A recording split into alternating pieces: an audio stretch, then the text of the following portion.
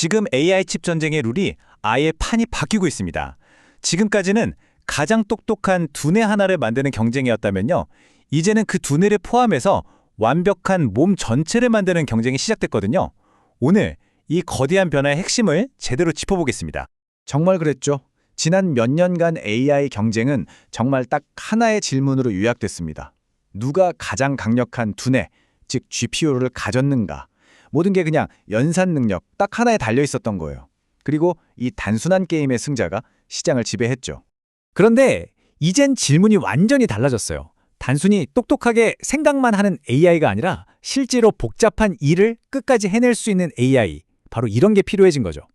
그리고 바로 이 새로운 요구사항이 AI 하드웨어 시장의 판도를 통째로 뒤흔들고 있습니다.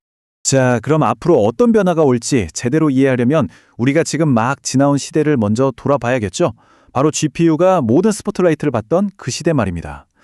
생각해보세요. 챗 GPT 같은 생성형 AI 모델들. 이게 다 엄청난 병렬 연산 능력 없이는 불가능했거든요. 그리고 이 분야의 왕은 두말할 필요 없이 GPU였죠. AI의 두뇌 그 자체였던 겁니다. 하지만 이제 그 이야기가 바뀌고 있습니다. AI한테 요구하는 게 훨씬 더 복잡해지고 있거든요. 이제 기업들은요, AI를 그냥 신기한 장난감이나 똑똑한 검색 엔진 이 정도로만 보지 않아요. 진짜 우리 회사 일을 대신 해주고 자동화해주는 핵심 생산성 도구로 쓰고 싶어 하죠.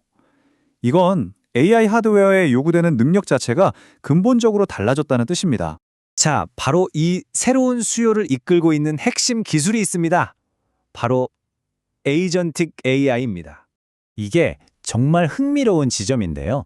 그러니까 목표만 딱 던져주면 AI가 알아서 계획을 짜고 필요한 프로그램이나 도구를 막 불러와서 여러 단계를 거쳐서 일을 끝내버리는 거예요. 인간의 개입은 거의 없이요. 이게 바로 에이전틱 AI의 핵심입니다. 이 두 AI의 차이를 비유로 설명하면 확 와닿으실 거예요. 기존 생성형 AI가 질문에 대한 최고의 답을 찾아주는 똑똑한 컨설턴트였다면 에이전틱 AI는 목표를 달성하기 위해 자, 다음엔 뭘 해야지? 하고 고민하는 유능한 비서에 훨씬 가깝습니다.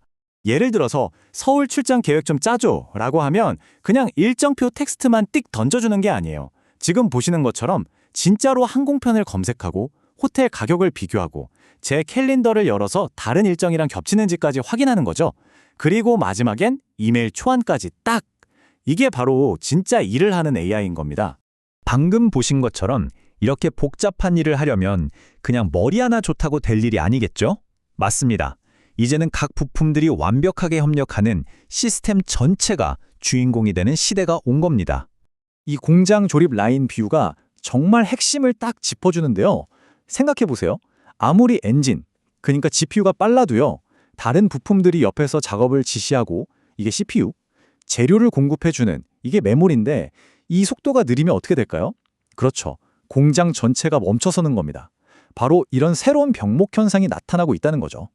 그럼 그렇다고 GPU가 중요하지 않다는 건 절대 아닙니다. 모든 계산을 처리하는 핵심 엔진이니까요. 다만 이제는 원맨 팀이 아니라 훌륭한 팀의 일원이 된 거죠. 여기서 CPU의 역할이 정말 드라마틱하게 중요해집니다. 예전에는 그냥 보조 역할이었다면 이제는 전체 작업의 순서를 정하고 외부 프로그램을 호출하고 논리적인 판단을 내리는 관제탑 역할을 맡게 된 거예요. 말 그대로 AI 시스템의 지휘자가 된 셈이죠. AI가 여러 단계의 일을 하려면 당연히 기억력이 좋아야겠죠. GPU 바로 옆에 붙어 있는 초고속 HBM 메모리는 당장 써야 할 도구랑 데이터를 올려두는 작업대 같은 거고요. 그리고 대용량 SSD는 지금까지의 모든 진행 상황과 맥락을 저장해두는 거대한 파일 캐비닛이 되는 겁니다. 그리고 이 모든 부품들을 하나로 쫙 잇는 고속도로, 이게 바로 네트워킹입니다. 아무리 부품들이 빨라도 데이터가 제때 도착하지 않으면 그냥 다 무용지물이잖아요. 결국 이 연결의 속도가 시스템 전체의 속도를 결정하게 되는 거죠.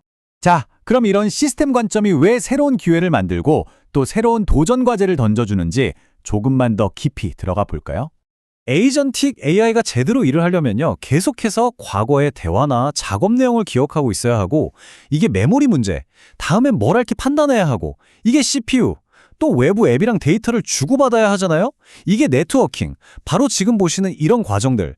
이 하나하나가 예전엔 별로 중요하지 않았는데 이제는 전체 시스템의 속도를 갉아먹는 새로운 병목 지점이 될 수 있다는 겁니다. 이건 그냥 이론이 아니에요. 업계 1위인 엔비디아의 움직임을 보면 이게 가장 확실합니다. 그들은 더 이상 GPU 칩 하나만 파는 게 아니에요. 아예 CPU, 네트워킹, 스토리지를 싹 다 통합한 AI 시스템 전체를 팔고 있습니다. 시장의 무게중심이 완전히 이동했다는 가장 강력한 신호죠.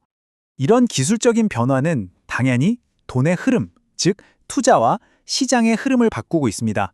말 그대로 새로운 AI 골드러시가 시작된 거예요. 무건 스탠리 전망을 한번 볼까요?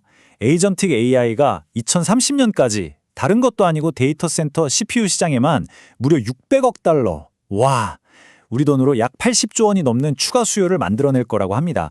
정말 어마어마한 규모죠? 그러니까 이제 투자자들의 시야가 확 넓어지고 있는 거예요.